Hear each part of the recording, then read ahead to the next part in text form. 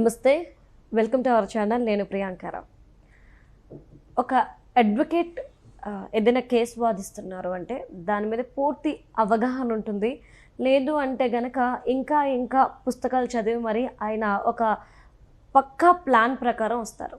And Ponnavolu లాంటి senior నాయకులు అంటే సీనియర్ న్యాయవాదులు ఉంటే వాళ్ళు వాదిస్తున్నారు అంటే చాలా లాజికల్గా ఉంటుంది.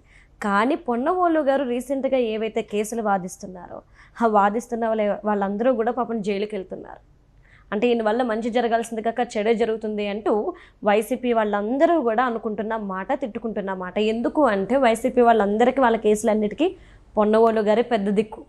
మరి ఈరోజు రాజకేశ్ రెడ్డి తనకి ఏసీ కానీ కూలర్ కానీ అలానే ఇంటి భోజనం కొన్ని సౌకర్యాలు కావాలి, ఎండాకాలం వచ్చింది అని చెప్పేసి ఆయన ఒక రిక్వెస్ట్ పెట్టుకున్నారు. మరి ఈ సంఘటనకి కోర్టులో జరిగిన వాద ప్రతివాదనలు ఎలా ఉన్నాయో చూద్దాం. ఎందుకంటే అందరూ ఆశ్చర్యపోతున్నారు, ఇలా కూడా వాదించచ్చా అని. సో దీని గురించి మాట్లాడడానికి మనతో ప్రముఖ పొలిటికల్ అనలిస్ట్ డివి శ్రీనివాస్ గారు ఉన్నారు. ఆయనతో మాట్లాడదాం. నమస్కారం సార్. నమస్తే. అంటే ఇప్పటి వరకు ఎన్నో వాదనలు ప్రతివాదనలు కోర్టులో విన్నాం సార్. కానీ ఫస్ట్ టైం పొన్నవోలు గారు వాదించిన తీరు చూస్తే ఇలా కూడా కేసులు వాదిస్తారా అనిపించింది. ఏవైతే ఫుడ్ విషయంలో ఆయన మాట్లాడింది, అసలకే మోసం తెచ్చుకున్నాడు. ఏంటిది, ఏమవుతుంది ఆయనకి? రాజకేశ్ రెడ్డి బెయిల్ గురించి, ఆయనకి వసతుల గురించి మాట్లాడుతూ అదే కోర్టులో పొన్నవోలు చేసినటువంటి వాదనలు మరొకసారి వైరల్ అయ్యాయి.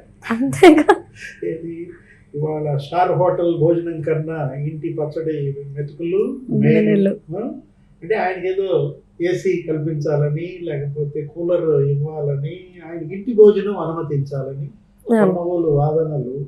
ఇవాళ రాజకేశ్ రెడ్డి మరి పళ్ళు దొరికాడా? పొన్నవోలు వాదనలు విని రాజకేశ్ రెడ్డి మండిపడ్డా?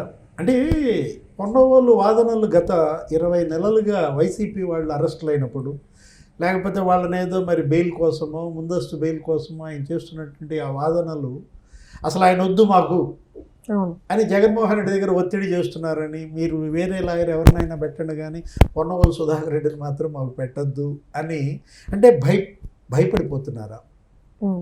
మనం పొన్నవోలు సుధాకర్ రెడ్డి, సజ్జల రామకృష్ణారెడ్డిని ఆ మధ్య ఏదో అదే పార్టీ కార్యాలయంపై దాడి కేసులో మంగళగిరి పోలీసులు ఏదో నోటీసులు ఇచ్చారు అందరికి, అల్లాళ్ళప్పిరెడ్డి వాళ్ళతో పాటు ఇతను కూడా వెళ్ళాడు. ఏది పోలీస్ స్టేషన్ వరకు వెళ్ళినప్పుడు అక్కడ పోలీస్ ఆఫీసర్లపై ఎగబట్టం. అసలు వాళ్ళ మీద నువ్వెంత అంటే నువ్వెంత అని, అంటే హీరో వర్షిప్ ఈ విధంగా వస్తుందన. పొన్నవోలు సుధాకర్ రెడ్డికి జగన్మోహన్ రెడ్డికి మధ్య క్విడ్ ప్రోకో, నీకెంత నాకెంత, ఇది మనం కాదు, జగన్మోహన్ రెడ్డి చెల్లె బయట పెట్టింది. షర్మిల ఆ మధ్య ఆమె ఒక సంవత్సరం క్రితం ఎప్పుడో మాట్లాడుతూ ఏమన్నది, అసలు ఇతను ఎవరో మాకు తెలియదు, ఏనాడు మా నాన్న దగ్గరికి రాలేదు, రాజశేఖర రెడ్డి బతికుండగా ఇతను మేము అసలు చూడలేదు, ఎక్కడ నెల్లూరులో చెట్టు కింద లాయర్గా ఉండే పొన్నవోలుని జగన్మోహన్ రెడ్డి మరి ఎలా హైర్ చేశాడు.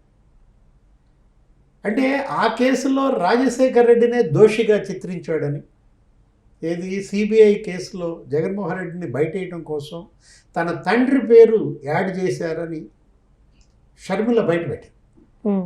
అంటే జగన్ని బయటేయటం కోసం రాజశేఖర్ రెడ్డినే చనిపోయిన ఆయన్ని దోషిగా చిత్రించాడంటే పొన్నవోలు సుధాకర్ రెడ్డి అంటే తనకి రాహుల్ గాంధీ ఆ విషయం సోనియా గాంధీ చెబితే తప్ప తెలియలేదని షర్మిల అన్న మాటలు. ఆ కేసులో జగన్కి జరిగినటువంటి ఆ ప్రయోజనానికి ప్రతిఫలంగానే పొన్నవోలు సుధాకర్ రెడ్డికి ఈ పోస్ట్ ఇచ్చారని, ఏది additional advocate general AAG post, ఇది క్విడ్ ప్రోకో అని ఎవరు బయటపెట్టారు? షర్మిల బయటపెట్టింది. ఇప్పుడు నువ్వు ఈ పచ్చడి మెతుకులు ఈ ఏంటంటే ఈ గోల అంటే నాకు గుర్తొచ్చింది పందికొవ్వు. అప్పుడు ఏది ఆ నెయ్యిలో పందికొవ్వు కలిపిన ఫస్ట్ టైం నీకు గుర్తుందో లేదు, అప్పుడు పొన్నవోలు మాటలు వైరల్ అయ్యాయి. ఏమని, ఆవు నెయ్యి 400, పందికొవ్వు 1400 ఏదన్నా. అంటే ఆవు నెయ్యితో పంది కొవ్వుని కంపేర్ చేస్తూ ఆ రేట్లు తీసుకొచ్చేసరికి మొత్తం బగ్గుమన్నది హిందూ సమాజం. అప్పుడు అసలు పొన్నవోలు సుధాకర్ రెడ్డి పైన జగన్మోహన్ రెడ్డి కూడా మండిపడ్డాడు. సుబ్బారెడ్డి అయితే అసలు కేకలు వేసాడు, ఏంటి ఆ మాటలు, ఏంటి పిచ్చివాడు, పంది కొవ్వుని తీసుకొచ్చి నువ్వు మమ్మల్ని కేసులో ఇరికిద్దాం అనుకున్నావా, ఇంకా అసలు ఏం బయటికి రాకుండా చేద్దాం అనుకున్నట్టున్నావు, ఒకవేళ బయటకు వచ్చిన భక్తులతో కొట్టించేలా ఉన్నావు. అరే అసలు ఆ రోజు మాట్లాడుతూ ఈ 400, 1400 ఈ రేట్లు పక్కన పెట్టు, ఎవరన్నా బంగారంలో రాగి కలుపుతారా, మరి ఏం కలుపుతారు సార్? ఎవరన్నా బంగారంలో ఇత్తడి కలుపుతారా, ఇట్లా అనేక రకాలుగా.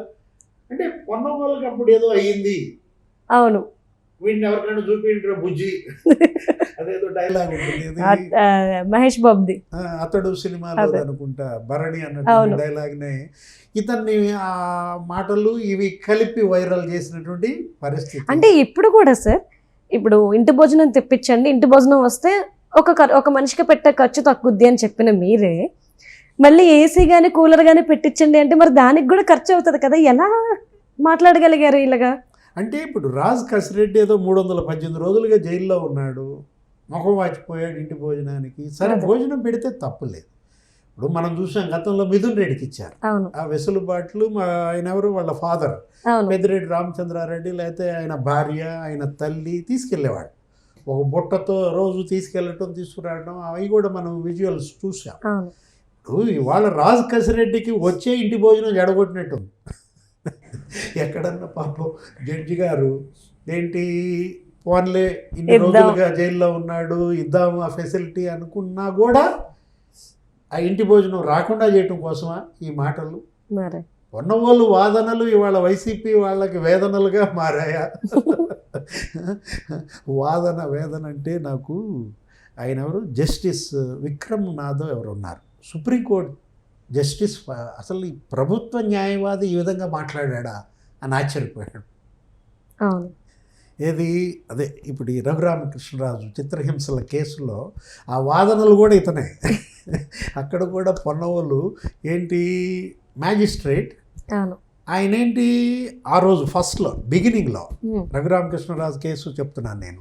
బిగినింగ్లో మ్యాజిస్ట్రేట్ ఏమన్నారంటే రఘురామకృష్ణరాజుని కస్టడీ అది చూసి ఆయన కాళ్ళు, ఆయన అసలు నడవలేని పరిస్థితి, అంత కందిపోయి అసలు మామూలుగా అసలు మడ విరిగింది, నీకు వేలు ఫ్రాక్చర్ అయింది, ఇవన్నీ కూడా బయటకు వచ్చాయి నీకు ఆర్మీ హాస్పిటల్లో. అక్కడ మ్యాజిస్ట్రేట్ బిగినింగ్లోనే ఏది సికింద్రాబాద్ ఆర్మీ హాస్పిటల్ ఆ మెడికల్ రిపోర్ట్ చూడకముందే ఫస్ట్ డే రఘురామకృష్ణరాజుని ఆ పొజిషన్లో చూసి సీరియస్ అయ్యారు. గుంటూరు మ్యాజిస్ట్రేట్ సీరియస్ అయ్యి ఆయన వెంటనే మరేంటి మెడికల్ బోర్డుతో ఎగ్జామిన్ చేయమంటే ఈయన ఆ మ్యాజిస్ట్రేట్ మీదే ఫైర్ అయ్యాడు. ఎవరు, పొన్నవోలు సుధాకర్ రెడ్డి. ఏమని అప్పుడే అసలు మాట్లాడటం కూడా చాలా సీరియస్గా, అసలు ఆర్టికల్ 226 కింద మ్యాజిస్ట్రేట్ జారీ చేసిన వాదనలు మోసపూరితం, చట్ట విరుద్ధం, అలాంటి ఉత్తర్వులను అమలు చేయమని చెప్పే వేదికగా హైకోర్టు మారిపోయింది. రాత్రి 10 గంటలకు ఉత్తర్వులు అందితే ఆ సమయంలో రఘురామకృష్ణరాజుని జైలు తలుపులు తెరిచి ఆసుపత్రికి తరలించాలా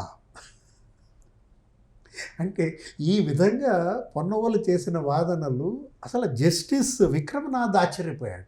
అదే కదా సార్, సుప్రీంకోర్టు జస్టిస్ ఒక ప్రభుత్వ న్యాయవాది ఈ విధంగా వాదించాడా అని. అంటే పొన్నవోలు వాదనలు చూసి వైసీపీ వాళ్ళు లేకపోతే వాళ్ళ వేదనలు తీసేయి అసలు సుప్రీంకోర్టు జడ్జీలే ఈ విధంగా విస్మయం వ్యక్తం చేశారంటే. అంటే సార్ ఇది రాజకసిరెడ్డి గారికి మరొక, అంటే వైసీపీ వాళ్ళకి ఇది ఒక దెబ్బ, పొన్నవోలు దెబ్బ.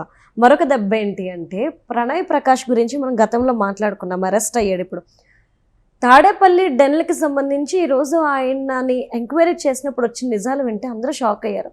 వైసీపీ వాళ్ళకి ఇది మరో దెబ్బ అనాలా, లేదంటే దీనికి సమాధానం వెతుక్కోనే పనిలో పడ్డారు అనుకోవాలా? అంటే ల్యాండ్ మార్క్ అపార్ట్మెంటా 312 ఫ్లాట్ నెంబర్ తాడేపల్లి ప్యాలెస్ పక్కనే. అంటే అప్పటిదాకా నీకు డెన్లు ఎక్కడున్నాయి, హైదరాబాద్లో ఉన్నాయి. నెక్స్ట్ అక్కడ దుబాయ్లో డెన్లు అక్కడ పెట్టుకుని ఉన్న దీంట్లో ఇప్పుడు ఎలక్షన్లో జగన్మోహన్ రెడ్డిని గెలిపించారు. జగన్మోహన్ రెడ్డి ఏమన్నారు, వై నాట్ 175 అన్నారు. ఈ ధీమాతోనే ఉంటారు. అంటే వై నాట్ 175 అంటే 175 కాన్స్టిట్యుయెన్సీకి ఈ మద్యం డబ్బులు, మరి రవాణా, ట్రాన్స్పోర్ట్, పెద్ద ఎత్తున అట్టపెట్టెలు. ఏది అటు హైదరాబాద్ డెన్, అత్తాపూరు, లేకపోతే జూబ్లీ హిల్స్, పెద్దమ్మగుడి, అపోలో, ఇక్కడ ఉన్నటువంటి డెన్ల దగ్గర నుంచి మొత్తం అటు తరలించారు. అదే కదా పట్టుకున్నది చెక్ పోస్ట్ దగ్గర నీకు ఈసీ పట్టుకున్నది. అవును. ఎంత అది దగ్గర దగ్గర 8.5 కోట్లు ఏమో పట్టుబడ్డాయి. అది కూడా ఏ వాహనాలు, అతోడా వాహనాలు ఏమో అనుకుంటారు. అవును. చెవిరెడ్డి భాస్కర్ రెడ్డి, మరి ఆయన కొడుకు మోహిత్ రెడ్డి, అసలు వాళ్ళ పిఏలు, వాళ్ళ డ్రైవర్, వాళ్ళ పేర్లు ఏదో నవీన్ గిరి ఉన్నట్టున్నారు, గన్మెన్, వాళ్ళే ఇచ్చారు వాంగ్మూలం. ఏంటి ఒత్తిడి చేసి వాంగ్మూలం ఇప్పించారనో ఏదో అనొచ్చు భాస్కర్ రెడ్డి. ఆ 8.5 కోట్లు అక్కడ పట్టుబడితే 11 కోట్లు ఇక్కడ వర్ధమాన్ ఇంజనీరింగ్ కాలేజీలో నీకు ఆ గెస్ట్ హౌస్లో దొరికాయి, అవును, అట్టపెట్టెలో. దానికి కేసిరెడ్డి రాజు ఏమన్నాడు, ఆ నోట్ల కట్టలు వీడియోలు తీయండి అంటాడు. అంటే నోట్ల కట్టల నంబర్లు చూడండి అంటాడు. ఇప్పుడు ఇవాళ మొత్తం డబ్బే కదా, అంత క్యాష్. నీకు తెలుసో లేదో అక్కడ ఇప్పుడు నువ్వు చెప్పిన ల్యాండ్ మార్క్ అపార్ట్మెంట్లో ఈ డబ్బులు లెక్క పెట్టడం కోసం ఒక 238 కౌంటింగ్ మెషిన్లు అంట. జనరల్గా ఒక బ్యాంకులో కౌంటింగ్ మెషిన్లు ఎన్ని ఉంటాయి? ఉంటే ఒకటి 2 ఆ క్యాషియర్ దగ్గర, అది కూడా పని చేస్తుంటుంది, ఒకసారి పని చేసి చేతులు లెక్కెట్టుకుంటారు. అంటే అట్లాంటిది ఆ క్యాష్, అవి మెషిన్లు, కౌంటింగ్ మెషిన్లన్నీ 238 కౌంటింగ్ మెషిన్లు, ఒక దగ్గర ఒక 500-600 మంది వర్కర్స్, ఇదే పని. నాకు ఒక సినిమా గుర్తొస్తుంది సార్, మంచు విష్ణుకి సంబంధించి డీలో కూడా సేమ్ ఇలా దోచుకొచ్చిన డబ్బులన్నీ లెక్క పెట్టడానికి పనులను పెట్టేసి మిషన్లో పెడతారు. యాజ్ ఇట్ సీన్ ఇప్పుడు వైసీపీ వాళ్ళు దింపారా? రావు గారు నన్ను ఇన్వాల్వ్ చేయబాకండి, ఏంటి రెడ్డి గారు నన్ను ఇన్వాల్వ్ చేయబాకండి ఇది అంటుంటాడు. అదే మరి బ్రహ్మానందం. అంటే ఇక్కడ మనం తీసుకుంటే చెవిరెడ్డి భాస్కర్ రెడ్డి మొత్తం ఏది అతనే ఈ ట్రాన్స్పోర్ట్ అంతా కూడా ఆయన్నే సమన్వయకర్తగా పెట్టారు.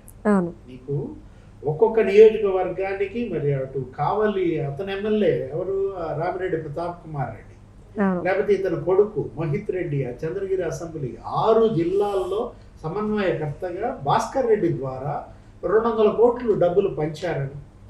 అంటే మద్యం డబ్బులతో ఓట్లు కొనడం, మళ్ళా గెలవాలని చూడటం, అంటే జనం రక్తం పీల్చారు, కొద్దిగా ఎక్కించారు అన్నమాట.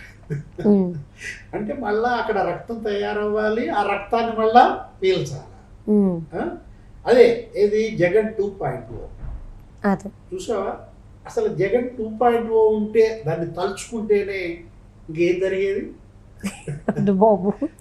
అసలు జనం భయపడిపోయి ఇతను వద్దురా అంటూ దించేశారంటే వాళ్ళ శాపాలు, ఇవాళ తాగుబోతుల శాపాలే ఇవాళ వీళ్ళకి ఉరితాళ్లుగా మారాయి. జగన్ ఓటమికి అవే పునాదులయ్యాయి. Right. Thank you so much sir.